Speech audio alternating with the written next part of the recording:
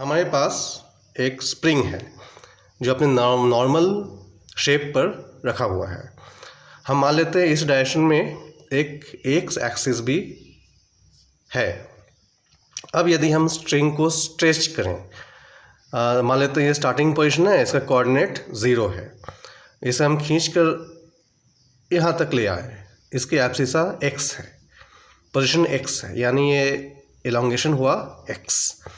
इस कंडीशन में क्या होता है, स्प्रिंग एक रिस्टोरिंग फोर्स वापस लगाता है जो स्प्रिंग को वापस अपने नॉर्मल शेप में ले आने की कोशिश करता है। अगर हम इसे पकड़ कर रखना चाहें कि ये अपने नॉर्मल शेप में वापस ना जा सके, तो हमें इतना ही फोर्स ऑपोजिट डायरेक्शन में लगाना पड़ेगा। ये ही बात स्ट्रेचिंग की। कॉम्प्रेशन में भी यही बात लागू होती है। ये नॉर्मल पोजीशन था, x इज इक्वल टू 0। इसे हम कॉम्प्रेस करते हुए यहाँ तक ले गए।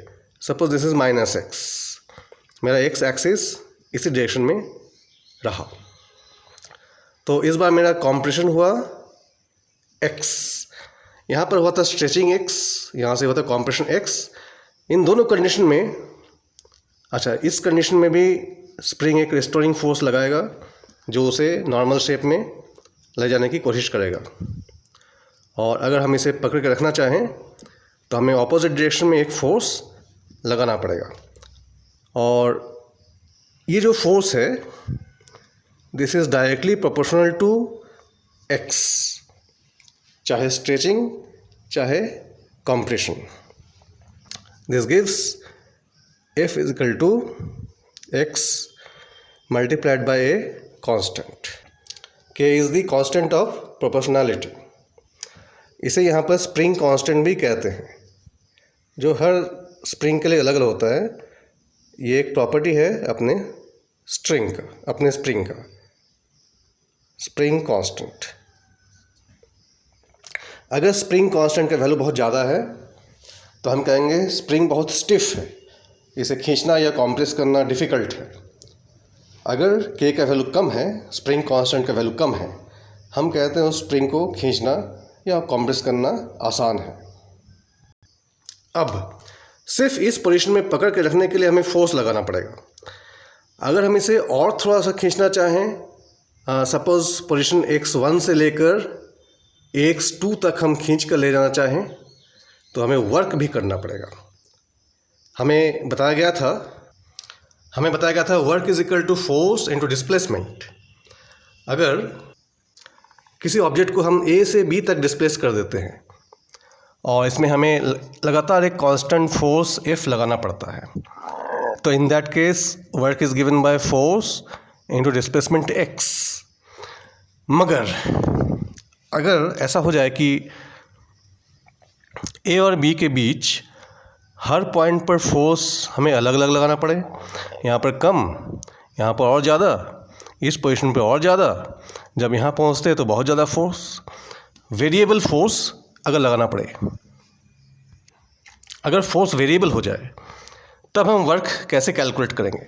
तब सिंपल फोर्स इनटू डिस्प्लेसमेंट लगाना कुछ मुश्किल होगा। तब हम कैलकुलस के मेथड का इस्तेमाल करते हैं। कैसे, आइए देख।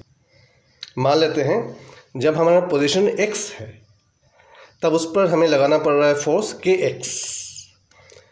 अगर हम बहुत थोड़ा सा डिस्प्लेस करें, x प्लस डेल्टा x तक ले जाएं, तो इस पोजीशन में भी फोर्स, इस कंडीशन में भी फोर्स x और डेल्टा x के बीच वेरिएबल ही रहेगा, कांस्टेंट तो नहीं रहेगा। मगर अगर ये डिस्टेंस बहुत ज़्यादा है तो फोर्स इन दोनों पॉइंट के बीच बहुत ज़्यादा अंतर आ जाएगा। जैसे इस पोजीशन में आया था, A पर फोर्स बहुत कम था और B पर फोर्स बहुत ज़्यादा था, तो फोर्स बहुत ज़्यादा वेरिएबल हो जाएगा। अगर हम इस इंटरवल को बहुत छोटा लें तो इस पॉइंट पर और इस पॉइंट पर फोर्स लगभग एक जैसे होंगे, उनके बीच का डिफरेंस बहुत कम रहेगा।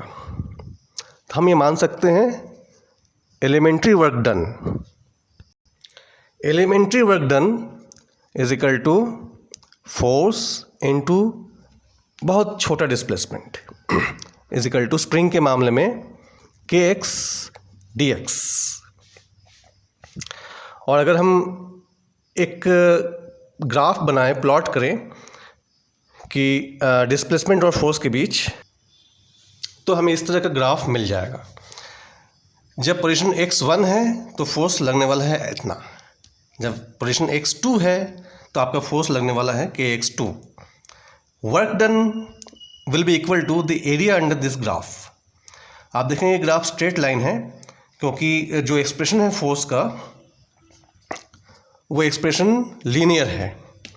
अगर पावर कुछ होता तो हम बोलते कि लीनियर नहीं है, 1 के अलावा कुछ होता तो हम बोलते लीनियर नहीं है, पर यहाँ एक्सप्रेशन लीनियर है, इसलिए आपको ग्राफ भी स्ट्रेट लाइन ही मिल रहा है। तो हमें निकालना है एरिया अंडर दिस ग्राफ। इसे हम सिंपल ट्रेपेजियम के तरीके से निकाल सकते हैं। ट्रेपेजियम का एरिया कैसे निकलता है? Half sum of parallel sides kx1 kx2 multiplied by the distance between them. कितना डिस्टेंस है? x2 minus x1। ये एक साधारण सा तरीका है। क्यों इस पर कैलकुलस अप्लाई किया जाए?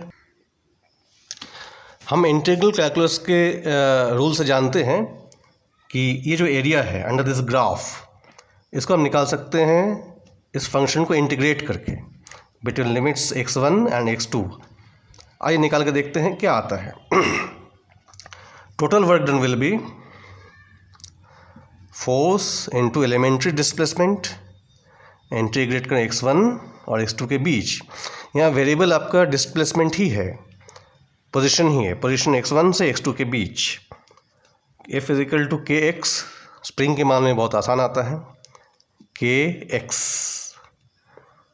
dx x1 से x2 तक।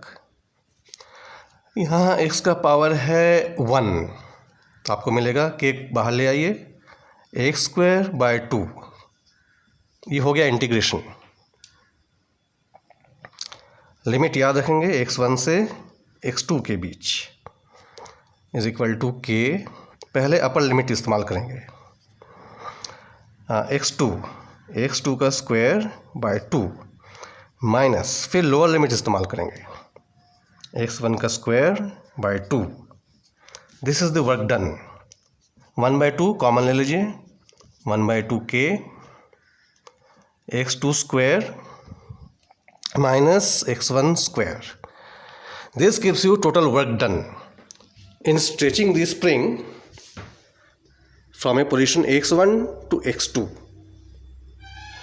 तो इंटीग्रल कैलकुलस के बहुत सारे यूज़ में से एक ये इम्पॉर्टेंट यूज़ है और बहुत आसान सा फॉर्मूला निकलता है। इससे हमें स्प्रिंग पोटेंशियल एनर्जी का भी एक एक्सप्रेशन निकल रहा है। This is the work done. हम देख रहे हैं 1/2 kx2 का स्क्वायर माइनस 1/2 kx1 का स्क्वायर।